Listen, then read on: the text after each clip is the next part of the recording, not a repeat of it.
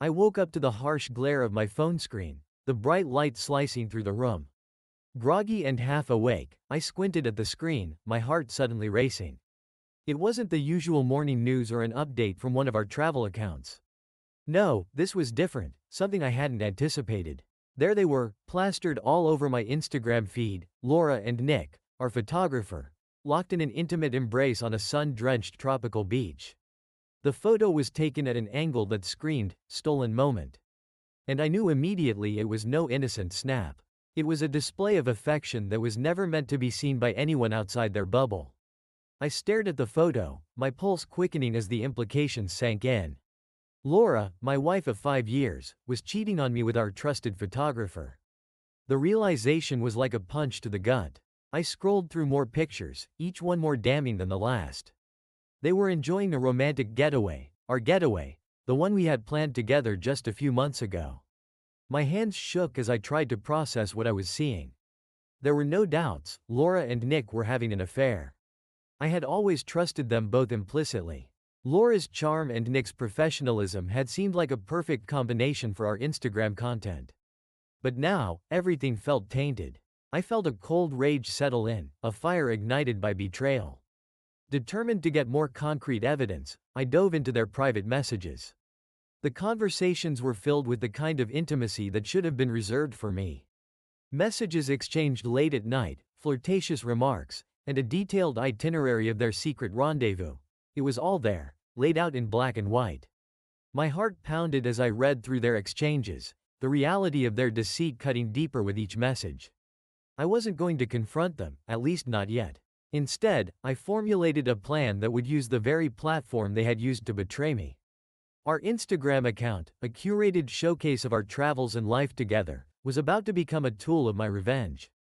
The thought of using our followers, the very people who had supported and admired us, to expose Laura and Nick filled me with a grim satisfaction. I knew that this would not only ruin their careers but also shatter the perfect facade they had built. The truth needed to be unveiled, and I was going to be the one to do it. I began preparing the materials, screenshots of their conversations, compromising photos, and my planned captions. The phrase I decided to use, "the truth revealed," felt fittingly dramatic for the occasion. I wanted it to be clear that this was no ordinary post but a calculated exposure of betrayal. I started with the first post. The image was a candid shot of Laura and Nick from behind, their bodies pressed together on the beach. It wasn't just an innocent photo, it was loaded with the weight of their deceit. The caption was straightforward, "the truth revealed." I hit post and watched as the image began to spread through our followers' feeds. The reaction was immediate and intense. Comments poured in, ranging from shock and disbelief to outrage and condemnation. Followers I'd never met began to weigh in, expressing their disappointment and anger. I saw Laura's panic as the number of her followers began to plummet. Her carefully crafted public persona was unraveling in real time. As the posts continued to gather attention, news outlets picked up the story. Our private drama had become a public spectacle, and Laura was the center of it. The attention was relentless, and every new update only deepened her humiliation. Laura's attempts to defend herself only seemed to make things worse, as the evidence against her was overwhelming. I watched it all unfold from a distance, detached but vindicated. Laura's pleas for privacy and her desperate attempts to save her image fell flat. It was too late for that. The damage was done, and she was left to deal with the fallout. Finally, I made my move. I posted the last set of photos, the most shocking ones. The culmination of my plan was now complete, and Laura's reputation lay in ruins. The affair was no longer a secret, it was a scandal that would follow her for years to come. With everything out in the open, I made my final announcement. I was leaving. I had no desire to stay and watch the wreckage of our life together. It was time to move on, to start fresh and leave the shattered remnants of my marriage behind.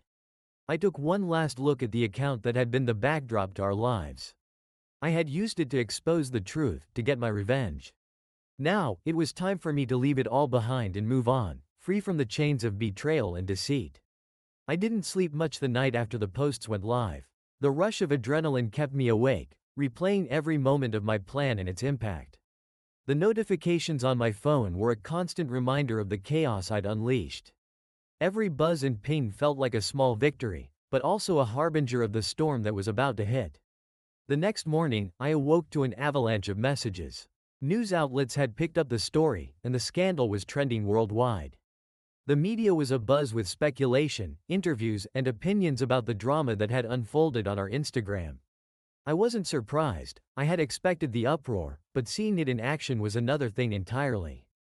Laura's phone must have been ringing off the hook. She tried calling me multiple times, leaving desperate voicemails that were full of pleading and denial.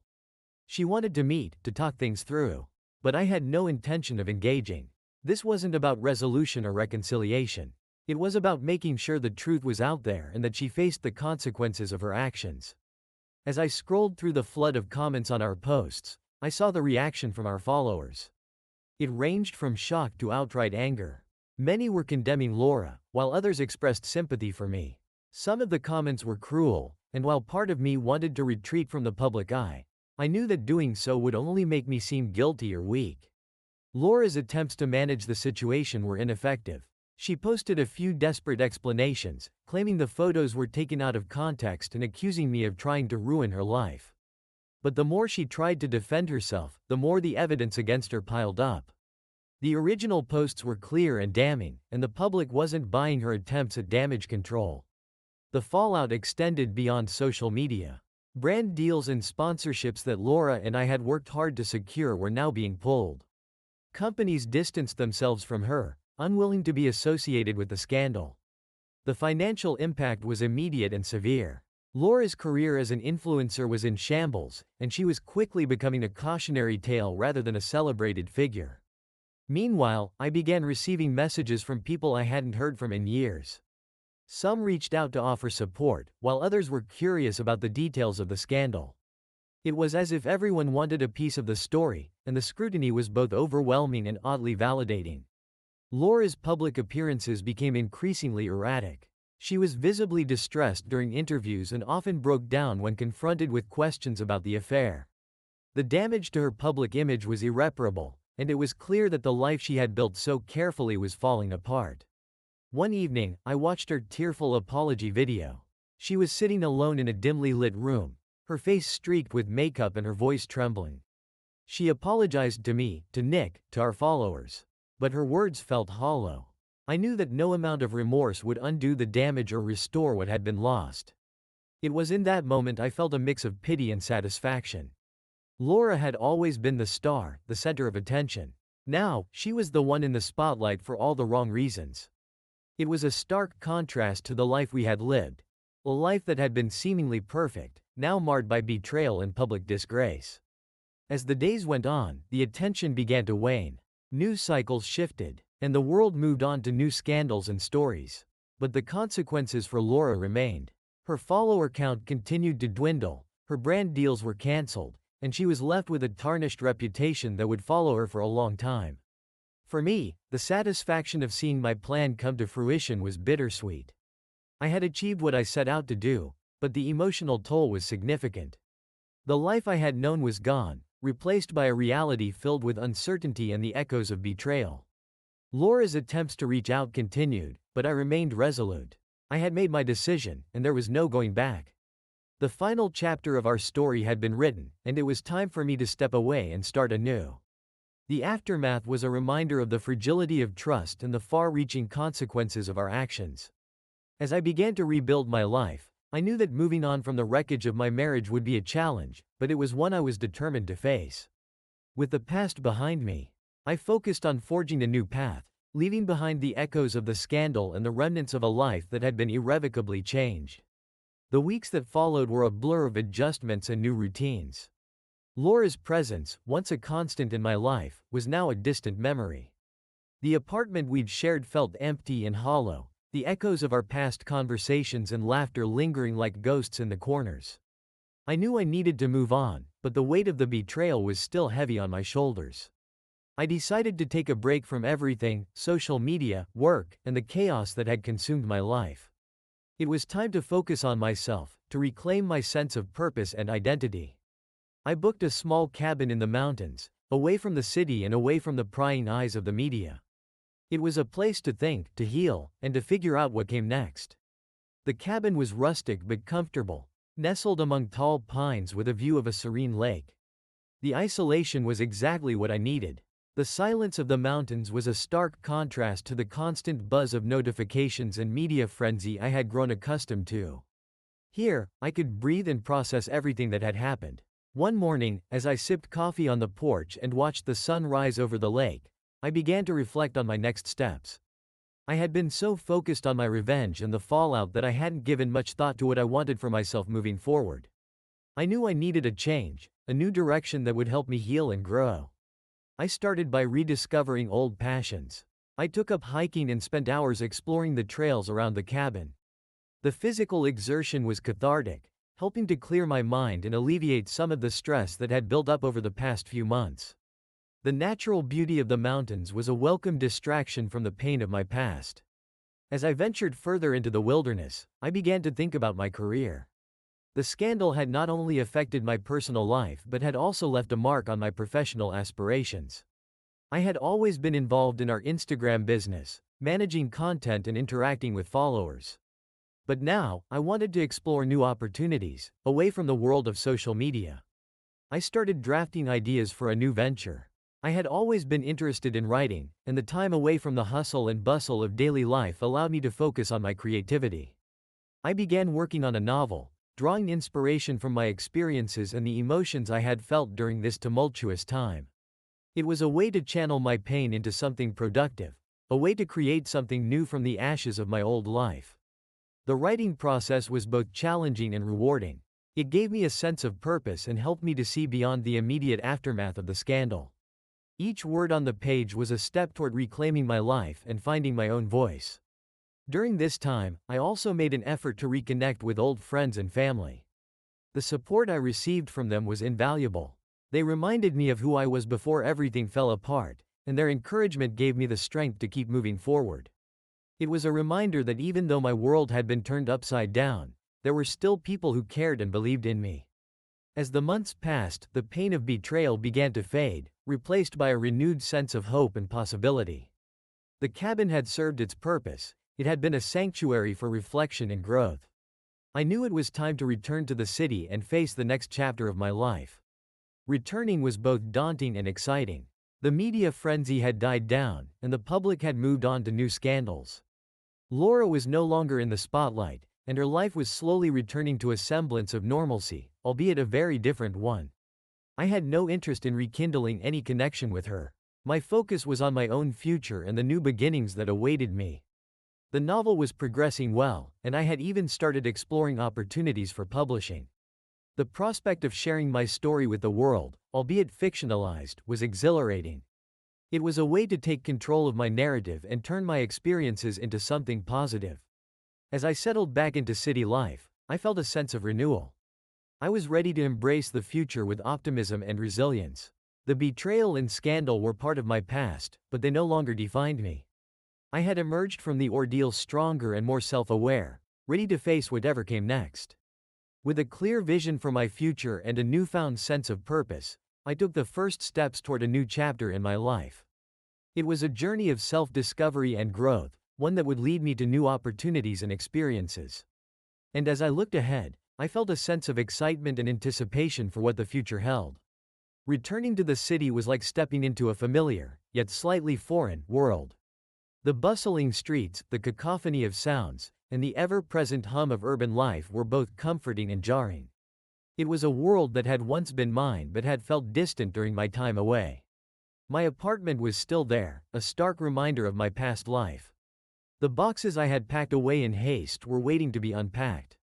I had decided to keep the space, but it needed a thorough cleaning and a bit of redecoration. It was time to make it my own again, to erase the remnants of a life that had been tainted by betrayal. As I began the process of settling in, I received an unexpected call. It was from a publishing agent who had heard about my novel. Apparently, someone had tipped them off about the book I was working on, and they were interested in discussing it further. The timing was fortuitous. It was exactly the kind of boost I needed as I transitioned back into city life. The meeting with the agent was set up for a few days later. I spent the intervening time refining my manuscript and preparing my pitch. I wanted to make sure that my story was compelling and polished, ready to capture the attention of the publishing world. The day of the meeting arrived, and I walked into the agent's office with a mix of excitement and nerves. The office was sleek and modern, with large windows that offered a view of the city skyline. It was a far cry from the rustic cabin in the mountains. But it felt like a step toward my new beginning. The agent, a woman named Julia, greeted me warmly. We exchanged pleasantries before diving into the discussion about my book. I was eager to share my story, to explain the inspiration behind it and the journey I had been on. Julia listened intently, her interest evident as I spoke. This is a powerful story, Julia said as we wrapped up the meeting. It has a lot of potential. We'd like to move forward with it. There's something about it that resonates. And I believe it could make a significant impact. The news was a relief and a thrill. The validation of my work was a significant boost to my confidence. I left the meeting with a sense of accomplishment and optimism about the future. My novel was one step closer to being published, and I was eager to see where this new opportunity would take me. A few days later, as I was getting settled back into my routine, I encountered an unexpected visitor. I was at a cafe near my apartment, enjoying a quiet moment with a book when I saw a familiar face across the room. It was Nick, the photographer. My initial reaction was one of surprise and unease. I hadn't expected to see him, and the sight of him stirred up old feelings of anger and betrayal. He seemed to recognize me too, as he hesitated before approaching my table. "Andrew," he said, his voice laced with tension. "Can we talk?" I studied him for a moment, weighing my response. Part of me wanted to avoid him entirely, but another part was curious about what he had to say. I nodded reluctantly, gesturing for him to sit. Nick took a deep breath before speaking. "I know this is awkward, and I don't know if I have the right to ask for anything, but I wanted to apologize. I messed up, and I'm genuinely sorry for what happened. I never meant for things to get so out of hand." His words were a mix of regret and defensiveness. I could see the weight of the scandal still hanging over him. "Apologies are easy to offer after the damage is done," I said, keeping my tone neutral. "But what's done is done. You both made your choices. And there's no undoing that." Nick nodded, accepting my response. "I understand. I just wanted to tell you that I regret the hurt I caused. Laura, she's struggling, and I don't know if she'll ever recover from this. I hope you can find some peace, and maybe even forgiveness, though I know that's a lot to ask." I wasn't sure how to respond. The pain of the betrayal was still fresh, and seeing Nick's remorse didn't erase the hurt or the disruption he and Laura had caused. "I appreciate your apology," I said finally, "but I'm focused on moving forward. I have my own path to follow, and that's where I'm putting my energy." Nick nodded and stood up. "I understand. I wish you all the best, Andrew."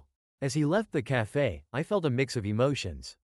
His apology didn't change the past, but it was a reminder that everyone involved in the scandal was dealing with their own consequences. It was a sign that I was no longer alone in my journey.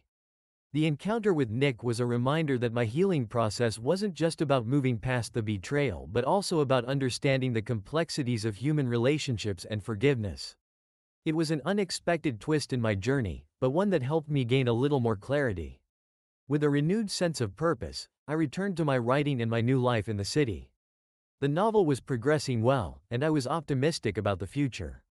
The unexpected encounter with Nick had been a moment of reflection, but now it was time to focus on my path forward and embrace the new opportunities that awaited me. Life began to settle into a new rhythm. My writing was progressing steadily, and I was starting to feel a sense of normalcy return. The city had its own way of moving on, and I was slowly integrating myself back into the bustling pace of urban life. The noise and activity were a welcome distraction from the introspection and solitude of the cabin. One evening, while attending a book launch event for a friend, I received an unexpected message.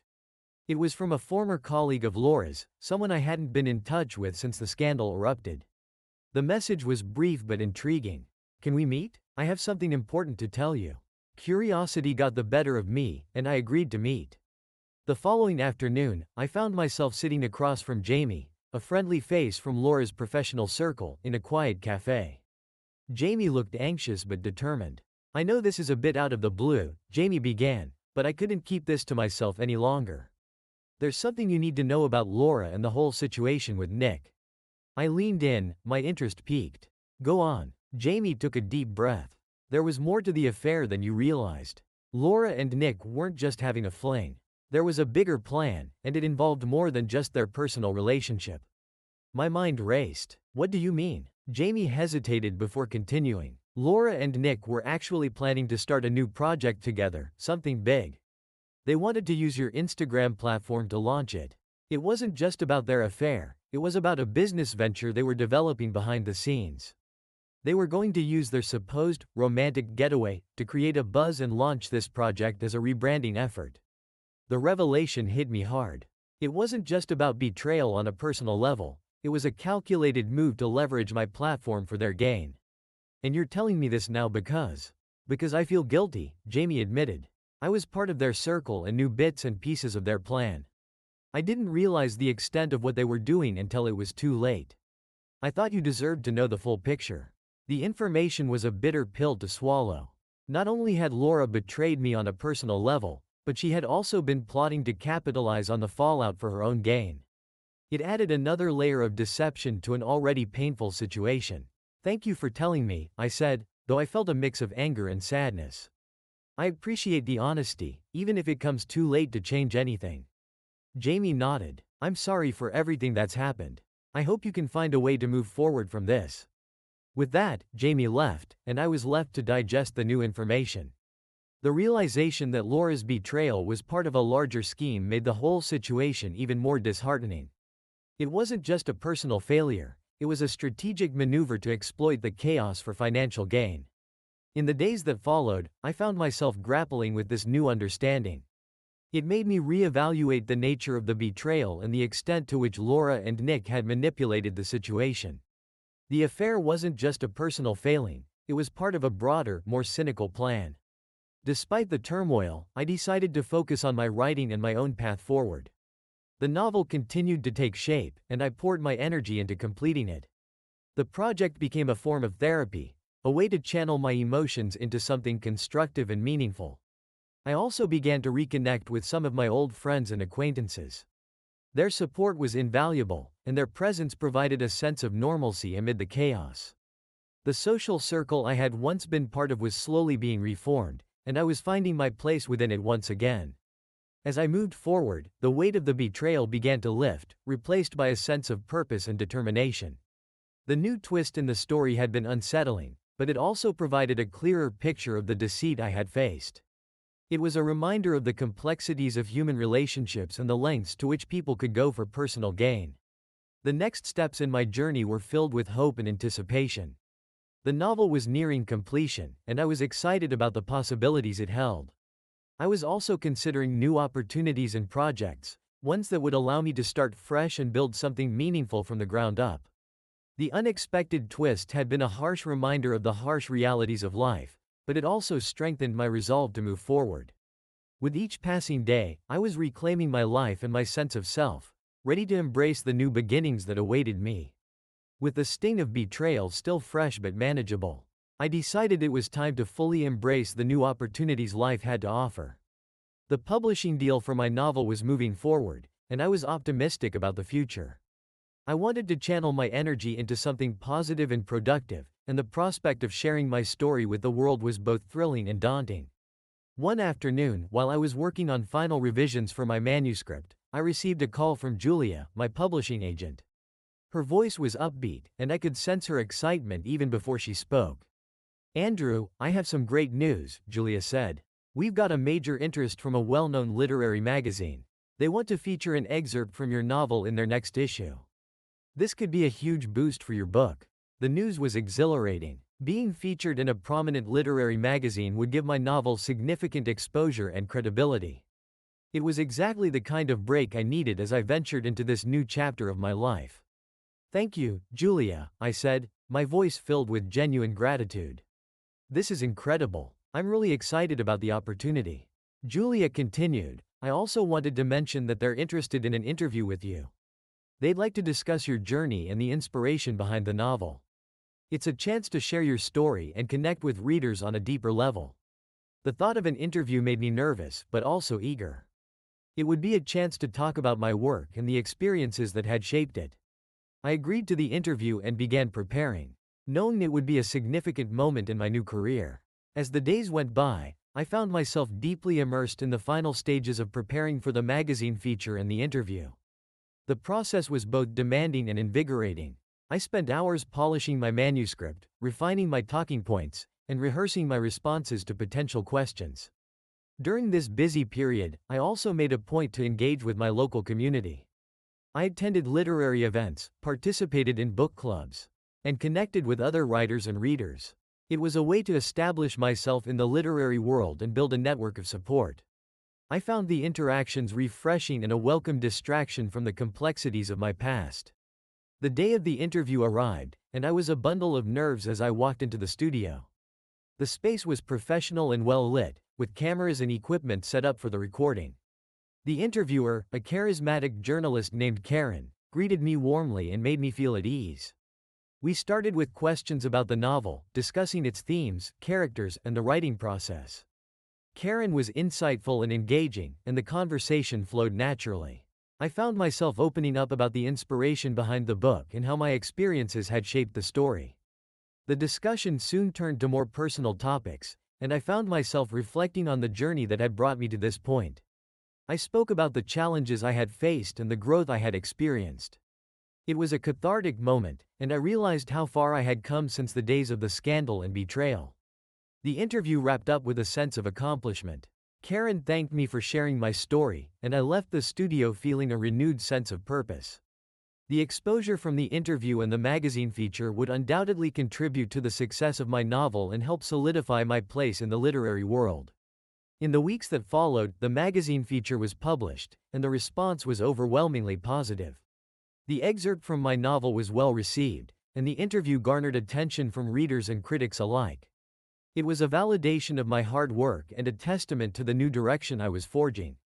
The success of the feature led to more opportunities. I began receiving invitations to speak at literary events, participate in panels, and collaborate with other authors. It was a whirlwind of activity, but it was also incredibly fulfilling. As I navigated this new phase of my life, I felt a deep sense of satisfaction. The journey from betrayal and heartbreak to success and renewal had been challenging, but it had also been transformative.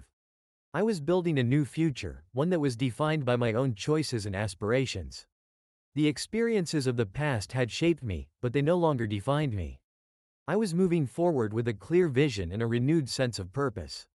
The new opportunities were not just a chance to succeed professionally but also a way to embrace the future with optimism and resilience. As I looked ahead, I was excited about the possibilities that awaited me. The path I was on was filled with promise, and I was ready to embrace it fully. With each step, I was creating a new chapter in my life, one that was defined by my own dreams and achievements. Just as I was beginning to relish the fruits of my newfound stability, the past had a way of rearing its head. It was a crisp autumn morning when the familiar buzz of my phone brought an unexpected message that would disrupt the equilibrium I had so carefully constructed. The message was from a former business associate, someone I hadn't heard from in a while. It was brief but to the point. "I need to talk to you. It's about Laura." My heart skipped a beat. The name Laura was a painful reminder of the tumultuous period I had just begun to move past. Curiosity and concern drove me to respond, arranging a meeting at a cafe where we could talk in private. The meeting took place a few days later. As I walked into the cafe, the warm aroma of freshly brewed coffee was a comforting contrast to the anxiety I felt. I spotted Daniel, the associate, sitting at a corner table, his face lined with worry. "Andrew," Daniel greeted me, his tone serious. "Thank you for meeting with me." I took a seat across from him, trying to gauge his demeanor. "What's going on? What does this have to do with Laura?" Daniel hesitated before speaking. "I've been working on a project that involves some of the same industry contacts Laura was involved with before everything went down. I recently discovered something that might affect you." I leaned in, intrigued and apprehensive. "What did you find?" Daniel took a deep breath. "Laura's been attempting to make a comeback. She's been trying to reclaim her position in the industry, and she's using the fallout from your scandal to her advantage. She's been painting herself as the victim, and it's gaining her sympathy and attention." The news was jarring. Despite my attempts to move forward, the idea that Laura was still manipulating the situation was infuriating. "How exactly is she using this to her advantage?" Daniel explained that Laura had been publicly portraying herself as someone who had been unfairly treated and wronged. She had been giving interviews and making statements that framed her as a victim of a cruel and vindictive ex-husband.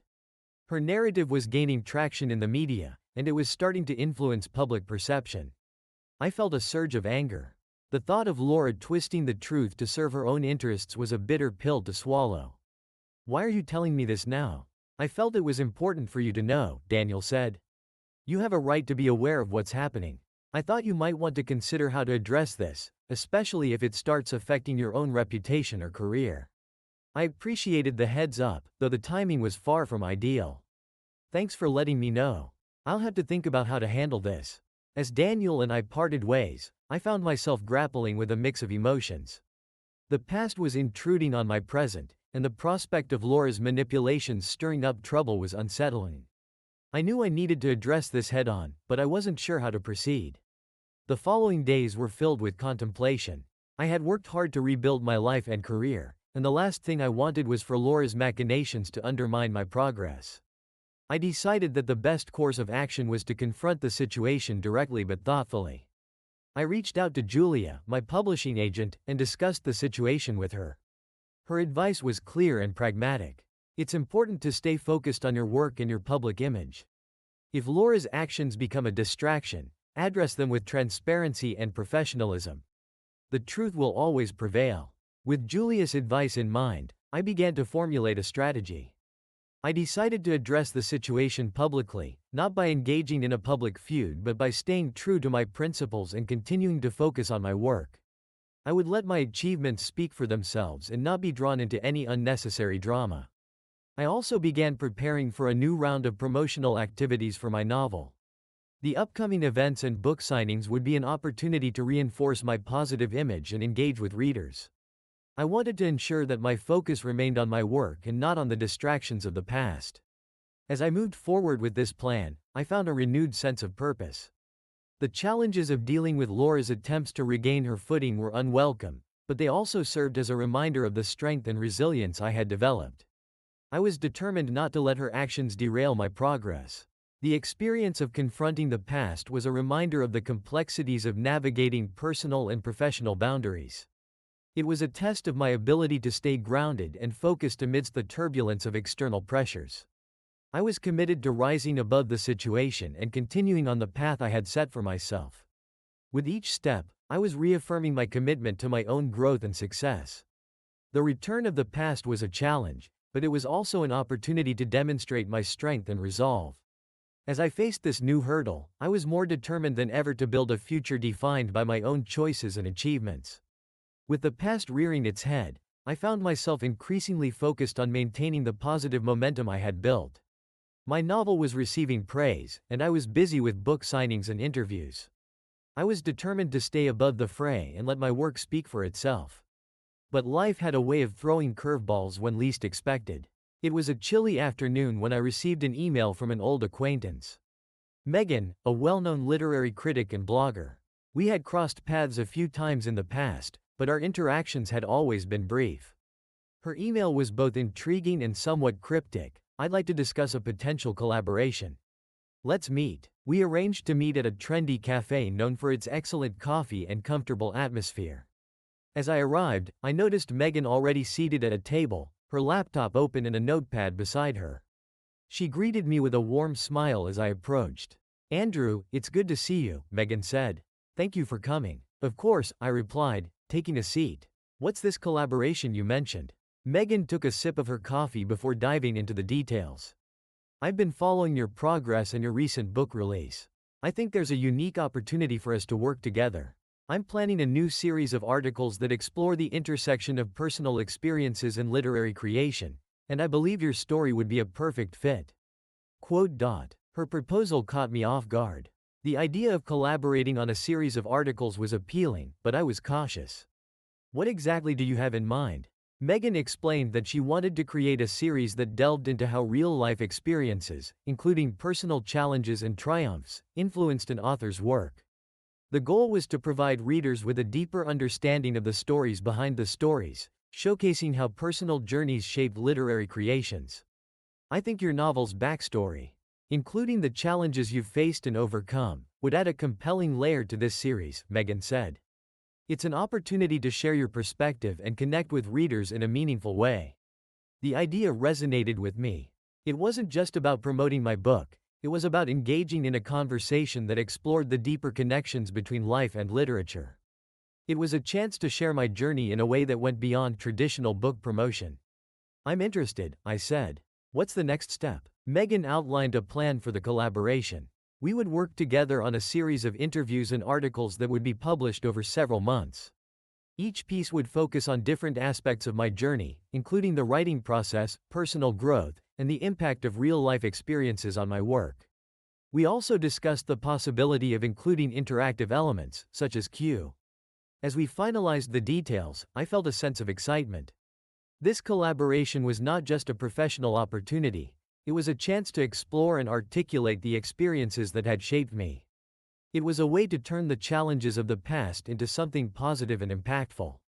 Over the next few weeks, Megan and I worked closely on the articles. The process was both challenging and rewarding. We delved into the intricacies of my personal journey, exploring how the experiences of betrayal, recovery, and growth had influenced my writing. The interviews were introspective and revealing. I found myself reflecting on my experiences in ways I hadn't anticipated. It was a cathartic process, allowing me to confront and articulate the emotions and lessons I had learned along the way. As the series began to take shape, I noticed a shift in how I felt about my work. The collaboration with Megan added a new dimension to my writing and allowed me to engage with readers in a more profound way. It was an opportunity to share not just the end product but also the journey that had led to it. The first article in the series was published, and the response was overwhelmingly positive. Readers appreciated the depth and authenticity of the content, and the interactive elements generated meaningful discussions. The collaboration was proving to be a success, and it was helping to further solidify my place in the literary world.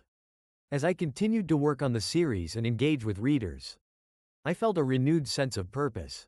The unexpected collaboration had provided a fresh perspective and a new way to connect with my audience. It was a reminder that even in the midst of challenges, new opportunities could arise and lead to meaningful and rewarding experiences. With each article and interaction, I was building on the foundation of my career and creating a positive legacy from the trials I had faced. The collaboration with Megan was a testament to the resilience and adaptability that had become central to my journey. It was a reminder that, despite the setbacks and challenges, there were always new avenues to explore and opportunities to embrace. As I looked ahead, I was excited about the possibilities that lay before me. The collaboration was just one step in a broader journey of growth and discovery. With each new project and opportunity, I was shaping a future that was defined by my own choices and achievements, and I was eager to continue forging my path forward. As the articles from the collaboration with Megan gained traction, I began to notice a significant shift in public perception. The positive reception to the series highlighted not just my novel but also the personal journey behind it. It seemed that readers were eager to connect with the real-life experiences that had influenced my work. The buzz around the series led to an unexpected surge in book sales and media attention. I found myself increasingly in the public eye, participating in interviews, panel discussions, and book signings. The attention was both flattering and overwhelming, but I was determined to stay focused on the positive aspects of this newfound visibility. However, with increased public attention came inevitable scrutiny. The media, always eager for a story, began to dig into my past, including the fallout from the scandal with Laura. The narrative around the series started to shift, with some outlets revisiting the details of my personal life, framing them as part of a broader story. One afternoon, while I was preparing for a book signing event, I received an alert about a new article that had been published. The headline read, "Andrew's Journey from Betrayal to Triumph, The Untold Truth." Curiosity and apprehension mingled as I clicked on the link. The article provided a detailed account of the series, highlighting the personal aspects of my journey and the success of the collaboration with Megan. However, it also included references to the scandal with Laura, presenting it as a dramatic backdrop to my achievements. The portrayal was sensationalized, focusing on the conflict rather than the growth and resilience I had demonstrated. The article stirred up mixed reactions among readers and critics. Some praised the honesty and depth of the series, while others criticized the focus on personal drama. It became clear that the public's interest in the scandal was far from over, and the media was capitalizing on it to fuel ongoing discussions. I decided to address the situation directly. I scheduled a press conference to discuss the articles, the novel, and the impact of the media coverage. My goal was to steer the conversation back to the work itself and the positive aspects of my journey. The press conference was held in a spacious event hall, with journalists and media representatives in attendance. As I took the stage, I felt a mixture of nervousness and resolve. The room was filled with flashing cameras and eager faces, and I knew I had to present myself with confidence. I began by acknowledging the media's interest and the public's curiosity. I appreciate the attention and the support from readers and critics alike, I said. However, I want to clarify that the focus of the series and my novel is on personal growth and the journey of overcoming challenges. While the past is a part of that story, it is not the entirety of it. I continued, the articles and interviews were meant to provide insight into the experiences that have shaped my work. It's important to remember that my goal is to inspire and connect with readers through the themes of resilience and transformation. Throughout the press conference, I addressed questions with honesty and composure. I emphasized the positive aspects of the collaboration in the novel, steering the conversation away from sensationalized elements of my past. It was a strategic effort to refocus public attention on the work and the message it conveyed. The press conference was met with a mixed response. Some media outlets praised my approach and the clarity of my message, while others continued to focus on the more sensational aspects. Despite this, I felt a sense of relief and accomplishment. I had taken control of the narrative and redirected the focus to where it belonged. In the days that followed, the media frenzy gradually subsided. The initial impact of the press conference had helped to shift the conversation, and public interest began to refocus on the novel and the themes of personal growth and resilience. The series continued to receive positive feedback, and the book's success remained strong. As I reflected on the experience, I realized that navigating public scrutiny and media attention was an ongoing challenge. The journey from betrayal to triumph was not just a personal story but also a public one. It required a delicate balance between addressing the past and staying true to the present. The experience also reinforced the importance of staying focused on the positive aspects of my work and maintaining a clear vision of my goals. It was a reminder that while the past could influence the present, it did not have to define it. With the public reaction settling into a more balanced perspective, I was able to return my focus to the next steps in my career. I continued to engage with readers, participate in events, and work on new projects. The challenges of dealing with public scrutiny had provided valuable lessons, and I was ready to move forward with renewed determination. The journey was far from over, but each step forward was a testament to the resilience and growth that had become central to my story. As I embraced the opportunities ahead, I remained committed to building a future defined by my own achievements and aspirations. The media storm around my personal life had finally settled, and I was eager to move forward with my career and personal growth. The attention on the novel and the positive reception from the series had brought new opportunities, and I was ready to embrace them. However, just as things seemed to be stabilizing, an unexpected development threatened to upend everything I had worked for. It was a quiet evening, and I was reviewing the final draft of my next novel when my phone buzzed with a message from an unknown number. The message was brief but ominous: "We need to talk. It's about Laura and Nick." A chill ran down my spine. The last thing I wanted was more drama involving Laura, but the message piqued my curiosity. I decided to respond and arranged to meet with the sender at a nearby cafe. When I arrived, I found a man in his mid-40s, looking anxious and out of place. He introduced himself as Tom, a private investigator. His appearance was disheveled, and his demeanor suggested he had been dealing with some stressful situations. "Andrew," Tom said, extending a hand. "Thank you for meeting with me." I shook his hand and gestured for him to sit. "What's this about Laura and Nick?" Tom took a deep breath. "I've been hired by a mutual acquaintance of yours to look into some suspicious activities involving Laura and Nick. They've been involved in some dealings that may have serious implications for you and your recent success." I was taken aback. "What kind of dealings?" Tom explained that Laura and Nick had been engaging in questionable business practices and that there were rumors of financial misconduct. They had been involved in shady investments and possibly defrauding individuals. The situation was complicated, but it appeared that their actions might have legal repercussions. I don't know all the details yet, Tom said, but there's a concern that their activities could come back to affect you. Especially since Laura has been leveraging her past with you to gain public sympathy. Quote. The news was shocking. I had hoped that moving on from Laura meant leaving the chaos behind, but it seemed that the fallout from her actions was far from over. What do you suggest I do? Tom advised that I should be cautious and prepare for any potential fallout. You may need to distance yourself from them publicly and be ready to address any inquiries if they come up. It's also a good idea to consult with a legal advisor to protect yourself. I thanked Tom for the information and decided to take his advice seriously. It was clear that I needed to stay vigilant and protect my reputation and career from any unintended consequences. I reached out to my legal team and discussed the situation with them. They advised me to issue a statement distancing myself from Laura and Nick and to be prepared for any legal inquiries that might arise.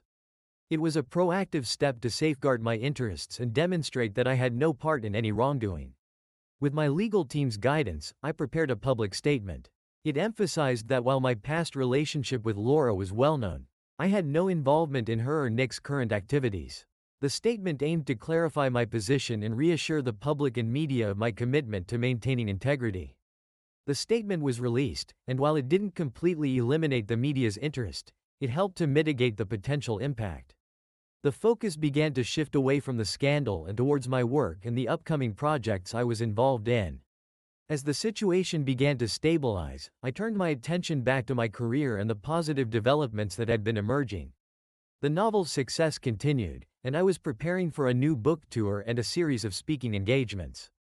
The public's interest in the personal drama had diminished, and I was able to refocus on my professional goals. The unexpected turn of events had been a reminder of the complexities of navigating a high-profile career while dealing with personal issues. It reinforced the importance of staying prepared and proactive in managing potential risks. As I moved forward, I felt a renewed sense of control and determination. The challenges I had faced had tested my resilience, but they had also strengthened my resolve. With each step, I was building a future defined by my own achievements and aspirations, and I was ready to embrace the opportunities ahead. The turning point had been a moment of uncertainty, but it also marked a new chapter in my journey. I was more committed than ever to continuing my path with integrity and focus, and I was optimistic about the future and the potential it held. With the drama surrounding Laura and Nick finally calming down, I was eager to focus on the positive aspects of my career and personal growth.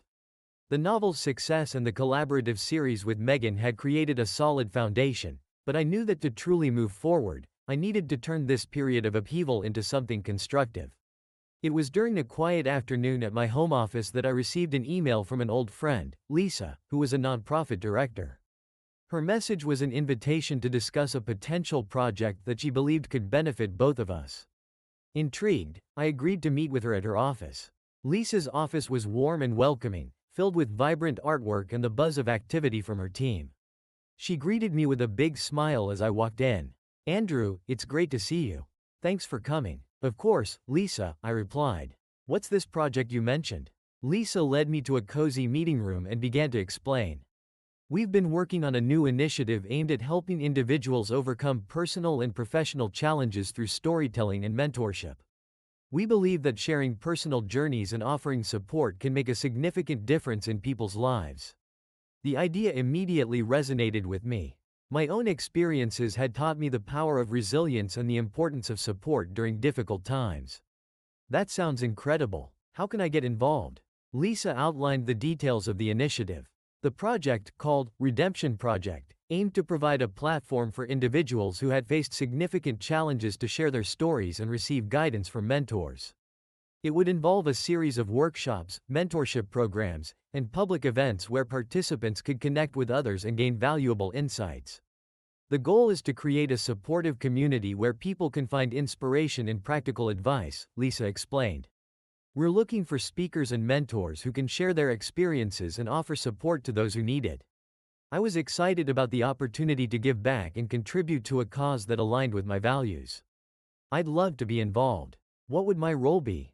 Lisa suggested that I could participate as a speaker and mentor. I would share my own story, including the challenges I had faced and the lessons I had learned. Additionally, I could provide one-on-one mentorship to individuals who were looking for guidance and support in their own journeys. The prospect of using my experiences to help others was both fulfilling and motivating. I agreed to join the project and began preparing for my role. Over the next few weeks, I worked with Lisa and her team to develop a series of presentations and mentorship materials. The Redemption Project launched with a well-attended event that included inspiring talks from various speakers, including myself. Sharing my story with a live audience was a powerful experience. I spoke about the personal challenges I had faced, the growth I had achieved, and the importance of perseverance and support. The feedback from the event was overwhelmingly positive. Participants were moved by the stories and found the mentorship sessions valuable. It was gratifying to see how sharing my experiences could make a difference in someone else's life. As the Redemption Project continued, I became more involved in its various aspects. I participated in workshops, provided individual mentorship, and contributed to the development of new initiatives within the project.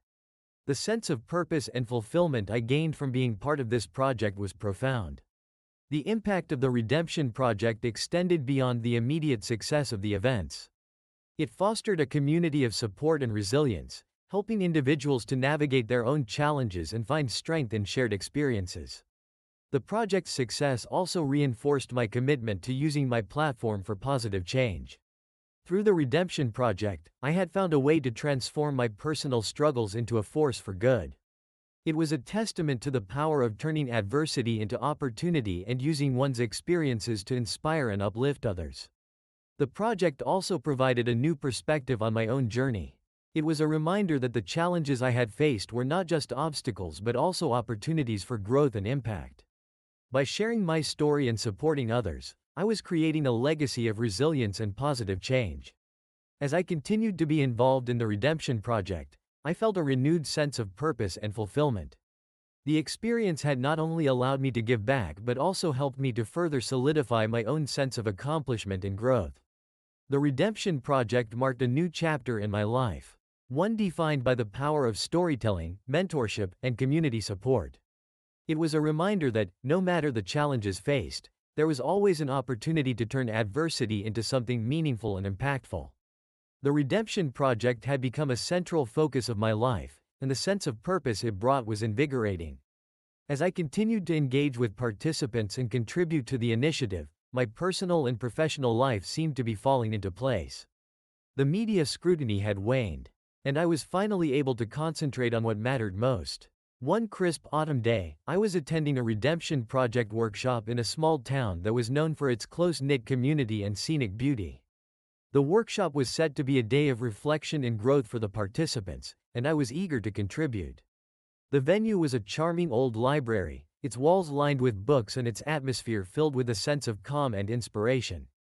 As I arrived early to set up, I noticed a woman seated at a nearby table. Engrossed in a book, she looked up as I approached, and I was taken aback by a flash of recognition. Her name was Emily, a name that instantly transported me back to a past chapter of my life. "Emily?" I asked tentatively. She looked up, her eyes meeting mine with a mixture of surprise and recognition. "Andrew? It's been a long time." We exchanged pleasantries and caught up briefly. Emily was an old friend from college, someone I hadn't seen in years. Our paths had diverged after graduation, and I had lost touch with her. It was unexpected to see her here, in the midst of my current life and work. "I didn't expect to run into you," Emily said with a smile. "I'm here to support a friend who's participating in the workshop." "What about you?" "I'm here to speak and mentor," I explained. "It's part of the Redemption Project." It's funny how life brings people back together in unexpected ways. Emily nodded, clearly intrigued. "That sounds wonderful. It's great to see you doing something so meaningful." As the workshop began, Emily attended as an observer. She was attentive and engaged, and I couldn't help but feel a sense of nostalgia and warmth seeing her again. Her presence was a comforting reminder of a simpler time in my life. During the breaks, we had a chance to catch up more. Emily shared her own experiences and challenges, and I was struck by how much she had grown since we last spoke. She had become a successful entrepreneur and had faced her own share of obstacles along the way. I've been through my own ups and downs, Emily admitted. But it's amazing how our paths cross again, just when we need to see familiar faces. The conversations we had during the workshop were candid and heartfelt. It was refreshing to reconnect with someone who knew me from a different time and who understood the context of my past experiences. Emily's support and perspective were invaluable, and I found myself enjoying the reconnection more than I had anticipated. By the end of the day, as the workshop concluded, Emily and I exchanged contact information and promised to stay in touch. Her presence had been a pleasant surprise and a reminder that, despite the twists and turns of life, old connections could still offer meaningful support and friendship. As I drove back home, I reflected on the encounter with Emily. It had been a welcome break from the intensity of recent events and a reminder of the importance of maintaining and nurturing relationships from the past. The following days saw a continuation of my work with the Redemption Project. But the encounter with Emily had left a lasting impression. It was a reminder that life had a way of bringing people back into our lives when we least expected it, often at moments when their presence could make a significant difference. With renewed energy and a sense of connection, I continued my work with the Redemption Project and looked forward to the upcoming events and opportunities. The unexpected encounter with Emily had been a reminder of the value of old friendships and the importance of staying open to the unexpected turns that life could take. As I embraced the new chapter of my life, I was reminded that every experience, whether past or present, had its place in the broader tapestry of our lives. Each interaction, each connection, and each moment of reflection contributed to the journey and the growth that came with it.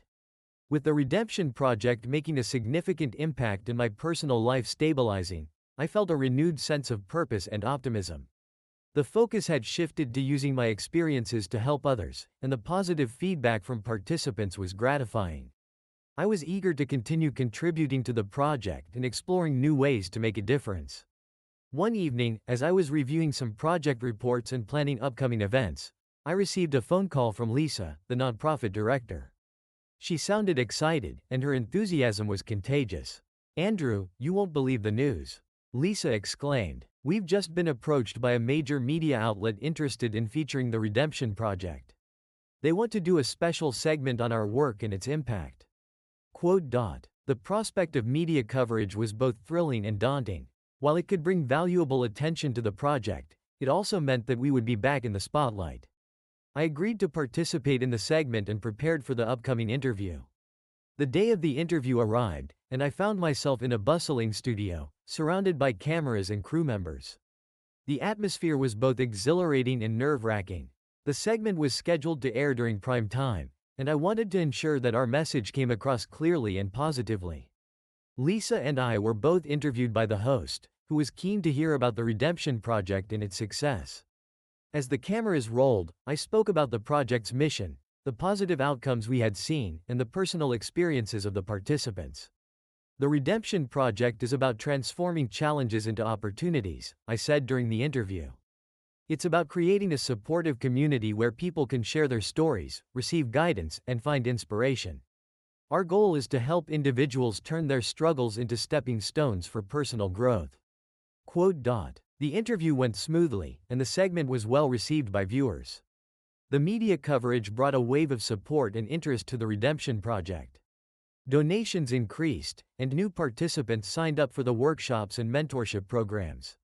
It was a testament to the power of media to amplify positive messages and create meaningful change. As the project gained momentum, I began to see the ripple effect of our work. Stories of transformation and success started to emerge from participants who had benefited from the project. Their experiences were shared on social media and in local news stories, creating a broader awareness of the initiative's impact. One particular story stood out to me: a young woman named Mia who had struggled with self-doubt and personal setbacks. Her journey through the Redemption Project had been profound, and she had shared her story with heartfelt gratitude. "Mia's story is a powerful example of the change we're aiming to achieve," Lisa said during one of our meetings. "It's stories like hers that remind us of the importance of our work." Mia's story was featured in a follow-up article, and her testimony resonated with many readers. It highlighted how the project had provided her with the tools and support she needed to overcome her challenges and achieve her goals. The positive response from the community further validated the importance of the Redemption Project. As the weeks went by, the Redemption Project continued to thrive. The increased visibility and support allowed us to expand our reach and explore new opportunities. We began planning additional workshops and events, collaborating with other organizations, and exploring ways to make a broader impact. The ripple effect of the project was evident not only in the growing number of participants but also in the shifting public perception. The focus on positive change and personal growth had created a sense of momentum and hope, and it was inspiring to see how far the project had come. Reflecting on the journey, I realized that the Redemption Project had become more than just an initiative. It had become a movement. It was a testament to the power of turning adversity into opportunity and using one's experiences to inspire and uplift others. The experience also reinforced the importance of staying true to one's values and mission. Despite the challenges and setbacks, the project had flourished because of our commitment to making a difference. The positive impact on individuals and communities was a reminder of the potential for change when people come together with a shared purpose. As the project continued to evolve and expand, I felt a deep sense of fulfillment and pride. The ripple effect of our work was a testament to the power of resilience, hope, and community support. It was a reminder that every effort, no matter how small, could contribute to a larger movement of positive change. With renewed energy and determination, I looked forward to the future and the continued opportunities to make a difference. The Redemption Project was a testament to the power of shared experiences and the impact of coming together to create meaningful change. The Redemption Project had become a cornerstone of my life, and the sense of accomplishment from its success was deeply fulfilling. As we continued to expand our reach and make a positive impact, I felt more connected to my mission and purpose. However, life had a way of throwing unexpected twists, and one of those twists was about to catch me off guard. It was a rainy afternoon when I received an email from a high-profile event organizer. The subject line read, "Invitation to speak at the annual gala." I was intrigued and a bit apprehensive. The annual gala was a prestigious event known for attracting influential figures from various fields. Being invited was an honor, but it also meant stepping into the limelight once again. I read through the details of the invitation, which included a request for me to speak about my experiences and the success of the Redemption Project. It was an opportunity to further promote our cause and reach a new audience. After discussing it with Lisa and my team, I agreed to attend and prepare for the speech. The day of the gala arrived, and the atmosphere was both glamorous and nerve-wracking. The event was held in a grand ballroom, adorned with elegant decorations and filled with well-dressed attendees. The air was buzzing with excitement and anticipation. As I mingled with the guests and prepared for my speech, I noticed a familiar face across the room. It was Laura, my ex-wife. She was conversing with a group of people, her presence a stark contrast to the polished and composed figure she had once been. Seeing her brought a mix of emotions. It had been a while since our last interaction, and while I had moved on, I couldn't help but feel a pang of unease. I took a deep breath and reminded myself of the importance of the evening and the message I wanted to convey. The time for my speech arrived, and I took the stage with a sense of determination. As I spoke about the Redemption Project and its impact, I focused on the positive outcomes and the transformative stories of the participants. The audience responded with enthusiasm and support, and the speech went well. After the speech, as I was returning to my seat, Laura approached me. Her demeanor was calm, but there was an underlying tension in her voice. "Andrew, congratulations on your speech. You've done an incredible job with the Redemption Project." "Thank you, Laura," I replied, trying to keep the conversation cordial. "I appreciate the compliment." Laura looked around, as if assessing the surroundings. "I didn't expect to see you here. This event is quite different from our usual circles." "It's a new chapter," I said. "I'm focused on the project and the positive impact it's making." Laura nodded, but there was an air of nostalgia in her expression. "I've been following the progress of the Redemption Project. It's impressive to see how far you've come." The conversation was polite but brief. Laura excused herself and rejoined her group, leaving me with a mix of reflections. The encounter had been unexpected, but it reminded me of the distance I had traveled since those tumultuous times. As the evening progressed, I continued to interact with the guests and networked with influential figures who showed interest in supporting the Redemption Project. The positive reception and the connections made at the gala were valuable, and they offered new opportunities for collaboration and growth. Later in the evening, as I was winding down, Lisa joined me. "How did it go? I saw you talking with Laura." "It went well," I said, reflecting on the encounter. Seeing Laura was a bit surprising, but it didn't overshadow the success of the evening. Lisa smiled and patted me on the back. "You handled it with grace." The gala was a huge success, and the interest in the Redemption Project has never been higher. The event had indeed been a success, and the ripple effects of the gala were already evident.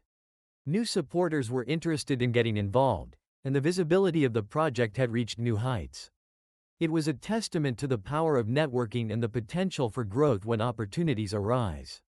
As I headed home that night, I reflected on the evening's events. The unexpected reunion with Laura had been a reminder of the past, but it had not derailed my focus or mission. Instead, it reinforced the progress I had made and the importance of staying true to my values and goals. The gala marked a significant moment in the journey of the Redemption Project, and it was clear that the work we were doing was resonating with a broader audience. The positive impact was growing, and the future looked promising. With renewed energy and a sense of accomplishment, I was ready to embrace the next chapter of the project and continue making a difference. The unexpected reunion had been a moment of reflection, but it also served as a reminder of how far I had come and the path that lay ahead.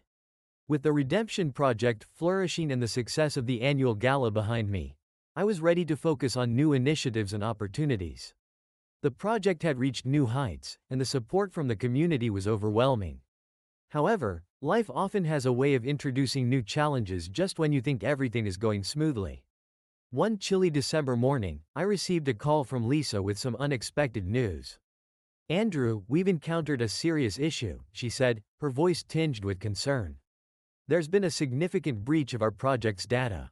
Some sensitive information about our participants has been leaked." The news hit me like a ton of bricks. The Redemption Project was built on trust and confidentiality, and the thought of sensitive information being compromised was alarming. "What exactly happened?" I asked, trying to keep my composure. Lisa explained that the breach had occurred through a vulnerability in our data management system.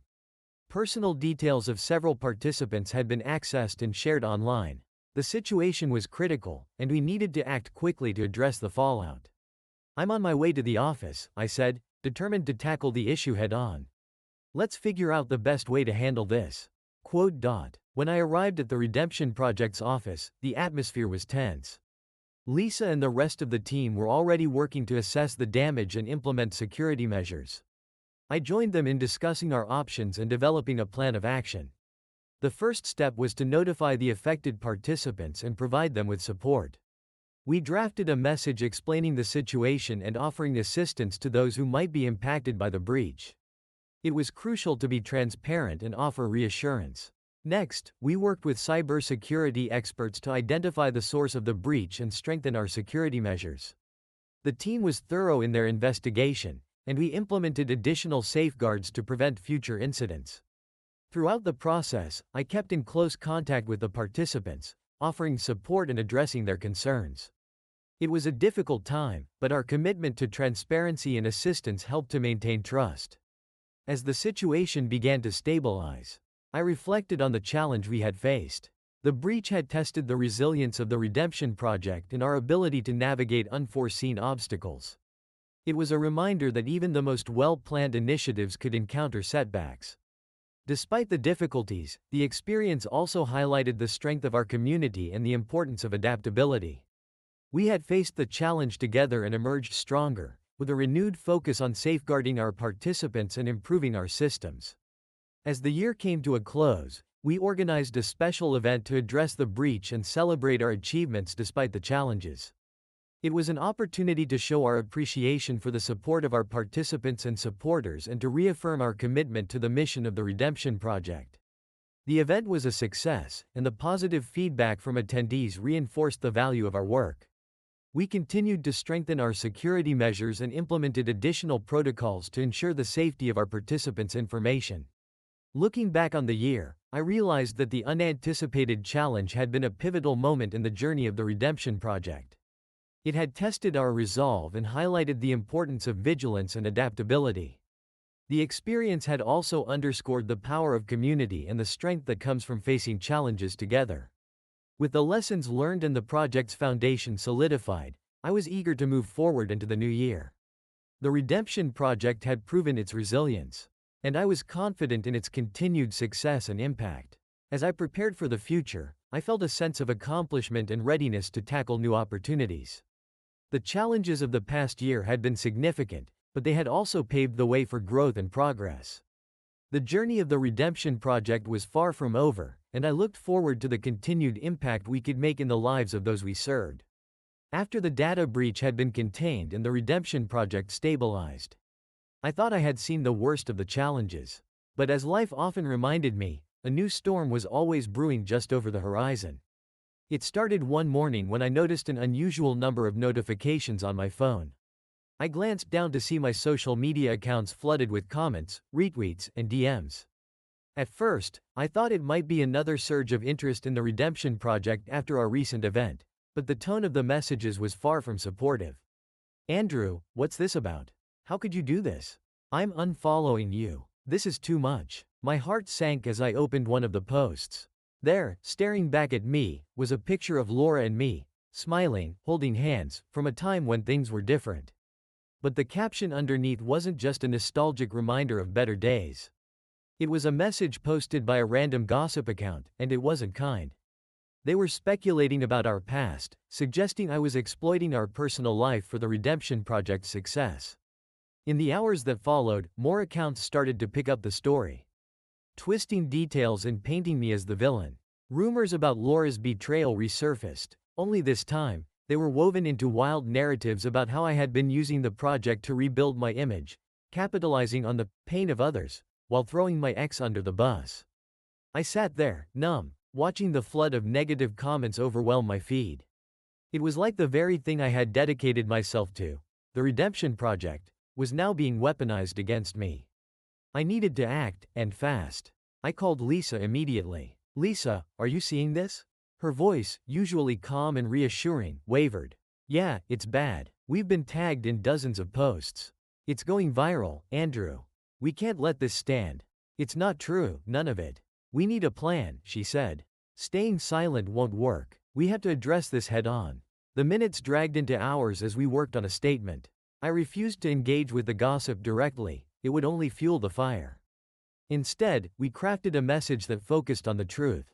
The redemption project wasn't about my past or personal gain. It was about the participants and the work we were doing to support them.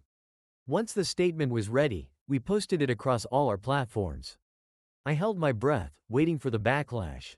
But something surprising happened. The participants of the redemption project began to speak out. People who had been helped by our work started sharing their stories online.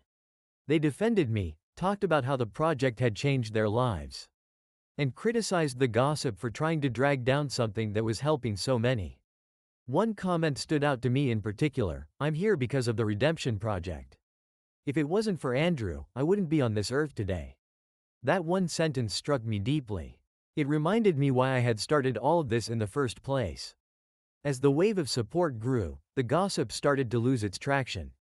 Sure, there were still some people who wanted to believe the worst, but the tide was turning. The community we had built was stronger than any rumor mill. That evening, Lisa called me again. "It's quieting down. Looks like people are starting to focus on the positive." "Good," I said, "but this whole thing, it's been a wake-up call. We need to be even more careful moving forward. I won't let them take this from us." The storm wasn't completely over, but we had weathered the worst of it. I knew there would always be people who wanted to tear us down, but as long as we stayed true to our mission, we'd be able to rise above the noise. It was a tough chapter, but in the end, it reminded me of something I had learned long ago: when the world tries to define you by your past, it's up to you to redefine yourself by your actions. And that's exactly what I planned to keep doing. The social media storm had passed, and the redemption project had weathered the crisis. The support from the community had been a beacon of hope during the tumultuous time, and it was clear that the project had only grown stronger from the experience. But as we moved forward, It became apparent that the project needed a fresh direction and new initiatives to keep the momentum going. With the new year approaching, Lisa and I sat down to discuss the future of the Redemption Project. We needed to ensure that we didn't just react to challenges but actively shaped our path forward. We've proven that we can handle adversity, Lisa said as we reviewed our plans. But now we need to focus on expanding our reach and deepening our impact. I nodded in agreement. We've learned a lot from the past year. We need to use that knowledge to build something even more meaningful. Our discussion led to several exciting ideas for the upcoming year. One of the most significant plans was to launch a new series of workshops and support groups specifically tailored for young adults and emerging professionals. These sessions would focus on career development, mental health, and personal growth, drawing on the successes and lessons of the Redemption Project. Another idea was to create a mentorship program that paired experienced professionals with younger participants seeking guidance in their careers. This initiative aimed to bridge the gap between aspiration and achievement, providing practical advice and real-world experience to those who needed it most. We also decided to invest in a new digital platform that would allow participants to connect with each other, share their stories, and access resources and support online. The platform would enhance our ability to reach a global audience and provide a virtual space for community building and engagement.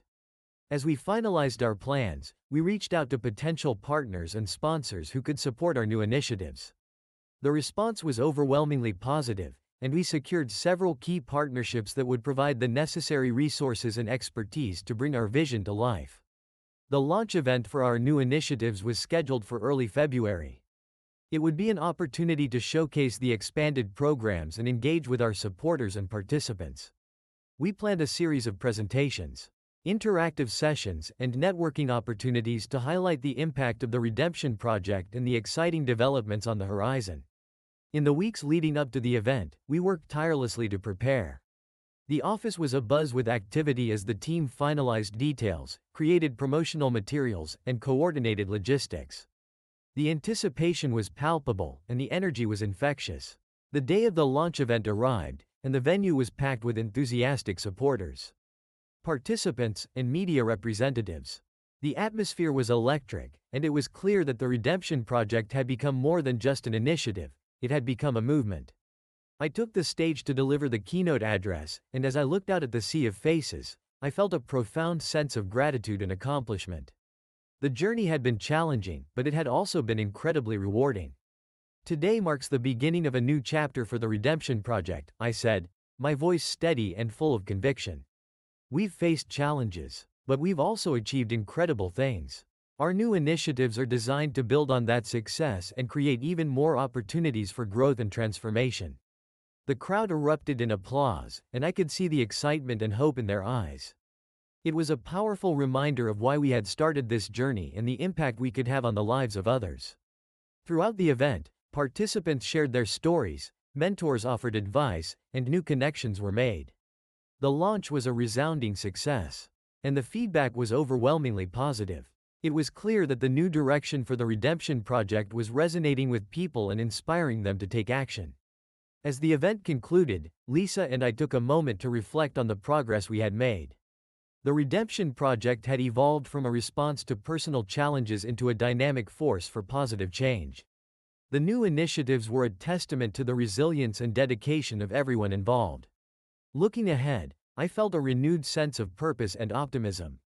The future was bright, and there were countless opportunities to make a difference. The lessons learned from the past had paved the way for a stronger, more impactful project. With the support of our community, the commitment of our team, and the enthusiasm of our participants, I was excited for the next chapter of the Redemption Project. It was a new beginning, filled with promise and potential, and I was ready to embrace it with open arms. As I left the event, I felt a deep sense of fulfillment and anticipation. The journey had been long and challenging, but it had also been incredibly rewarding. The Redemption Project was on the verge of a new era, and I was eager to see where it would lead.